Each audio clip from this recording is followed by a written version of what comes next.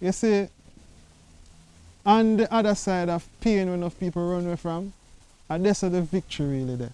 A lot of people fear change, fear 1x. And a lot of people want to stay in our settings where they feel like what is comfort for them, what they're used to. And that end up create a toxic environment. True. Because now you are going to stay in our settings where you already know everything and know wherever it is. But the other side, you don't know what it is, but you're afraid to go there. One thing with me, I'm never afraid. Because I already say I know this road already, but I don't know this one. And I have to use the confidence of how I've overcome stuff in the past to give me confidence to move forward. Yeah.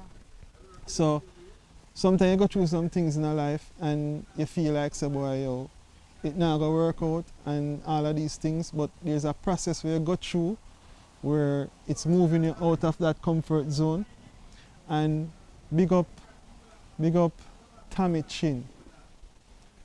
Tommy Chin have a book, right, called Honoring the Valley. When I read that book and she explaining her experience, it like chips up in my brain. I know she explained it as a creative, me completely get it. Like she explained doing everything in the music industry and then becoming a mother and the different ups and downs. Stages that you have to go through. And she explained it, say, when you're in those valleys, which would be the downtime. Which is the downtime, yeah. is actually a preparing ground for climbing the next mountain. True. That is. Yardstyle Live.